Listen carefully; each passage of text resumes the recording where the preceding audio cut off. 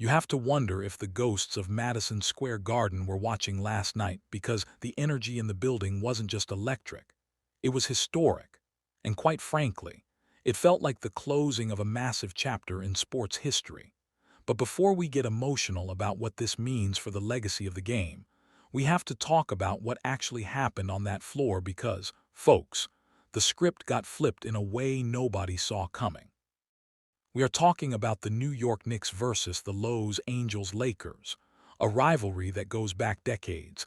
But last night wasn't just about the standings. It was about a potential goodbye to the greatest scorer the game has ever seen, LeBron James, who, according to reports, might have just laced them up at MSG for the very last time.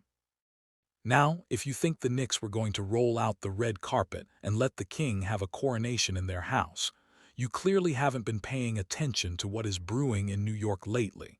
Because while the cameras were focused on LeBron, the Knicks were focused on something else entirely, and that is spoiling the party.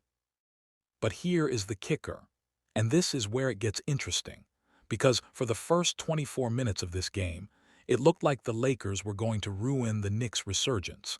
And that is largely due to the brilliance of Luka Dončić, who we have to remind ourselves is actually wearing purple and gold in this timeline, which still looks wild if you ask me.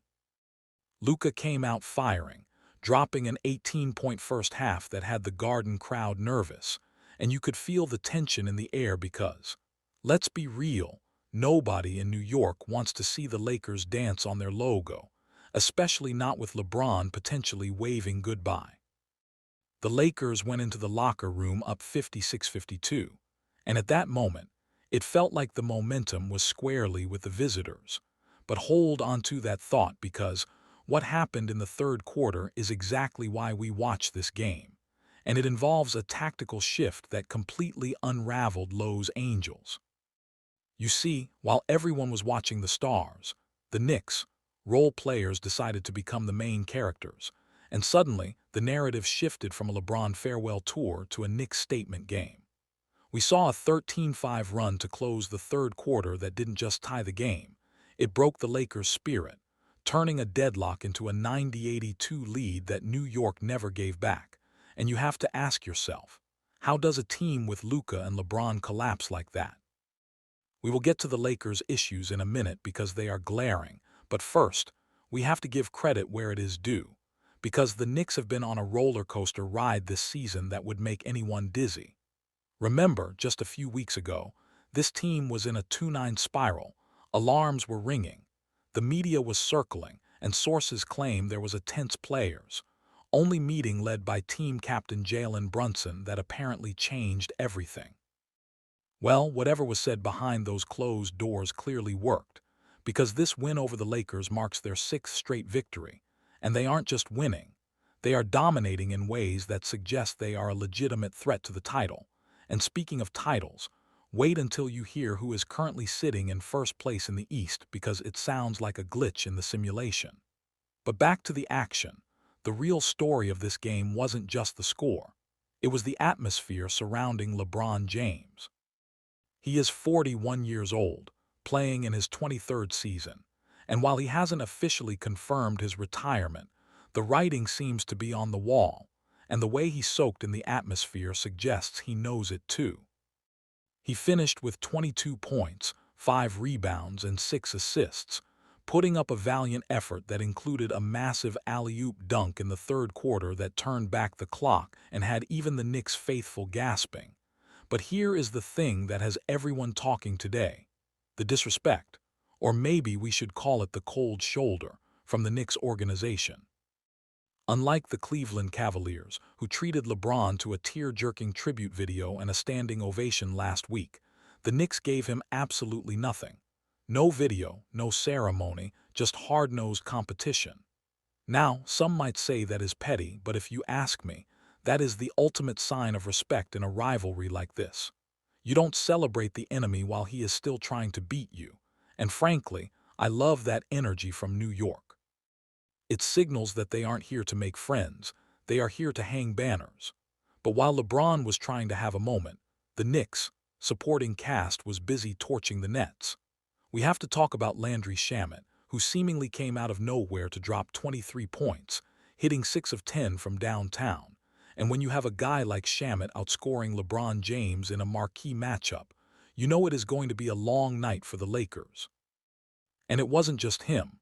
OG Anunoby was a force, pouring in 25 points and grabbing 8 rebounds, looking like the defensive anchor and offensive spark plug this team desperately needs. Josh Hart added 20 points, and suddenly you have a balanced attack that the top-heavy Lakers just couldn't handle. It makes you wonder, is the era of the super team officially dead?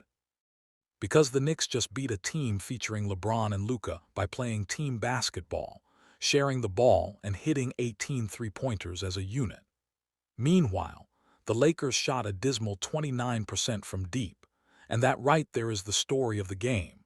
You cannot survive in the modern NBA, even in 2026, if you are clanking shots from the perimeter while the other team is making it rain. But let's dig a little deeper into the Lakers' struggles, because this loss drops them to 100 points on the night, which in today's game is practically offensive negligence, especially when you have Luka Dončić putting up 30 points, 15 rebounds, and 8 assists. Luka was magnificent individually, but he was the only Laker to hit more than 2 three-pointers, and that lack of depth is a massive red flag for a team that is supposed to be contending for a championship in what could be LeBron's final ride. It raises a serious question. Is the roster construction in Los Angeles failing their stars? Because watching LeBron James walk off the court with a loss in what might be his final game at the Mecca of basketball feels anticlimactic, almost sad, but also incredibly telling about the current state of the league. The torch isn't being passed gracefully. It is being snatched away by younger, deeper, and hungrier teams. And speaking of hungry teams, we have to mention the elephant in the room regarding the Eastern Conference standings, because this is where reality feels a bit strange. The Knicks, with this win, are now 31-18, tied for second place with the Boston Celtics, which is impressive, but do you know who they are trailing? The Detroit Pistons. Yes, you heard me right. According to the latest standings, the Detroit Pistons are in first place in the East, and if that doesn't tell you that the NBA has entered a new, unpredictable era, I don't know what will. But focusing back on New York, the resilience they showed to bounce back from that January slump is the stuff contenders are made of. It is alleged that the players' only meeting was intense, and clearly Jalen Brunson took it to heart. Even though Brunson had a rough shooting night, going just 4 of 15 from the field, he didn't let that affect his impact on the game. He dished out 13 assists and controlled the tempo, proving that you don't have to score 30 to dominate a basketball game. That is maturity, and that is leadership. His teammate, Karl-Anthony Towns, also had a weird night, finding out right before tip-off that he had been named an All-Star, which is a huge honor, yet he struggled to score, finishing with only 11 points. But did he pout? No. He grabbed 13 rebounds, dished 4 assists, and played a crucial role in the Knicks controlling the boards 47-36. When your stars are willing to do the dirty work when their shots aren't falling, that is when you know you have a winning culture, and right now, the Knicks are oozing confidence. On the flip side, you have the Lakers, who are now staring down the barrel of the end of the season with more questions than answers. LeBron James wiped away tears in Cleveland, but in New York, he just walked away with a loss, and there is a poetic cruelty to that.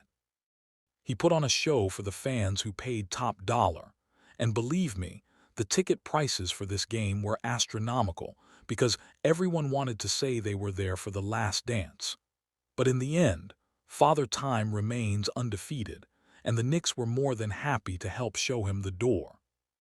It is also worth noting that NBC has reclaimed its Sunday basketball territory, which adds a layer of nostalgia to the whole event, making it feel even more like a classic 90s battle, except this time, the Knicks actually closed the deal. So, what happens next?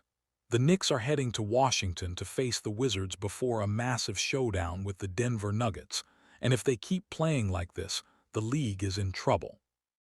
As for the Lakers, they have to finish their road trip against the Nets and then go home to face the Sixers. And they need to figure things out fast because wasting a 30-point triple-double threat night from Luka and a vintage performance from LeBron is a recipe for disaster. But let's circle back to the biggest talking point that is going to dominate the headlines tomorrow: the silence from the Garden. No video tribute. No thank you. Just basketball.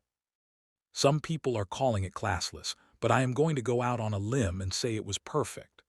LeBron James has been the villain in New York.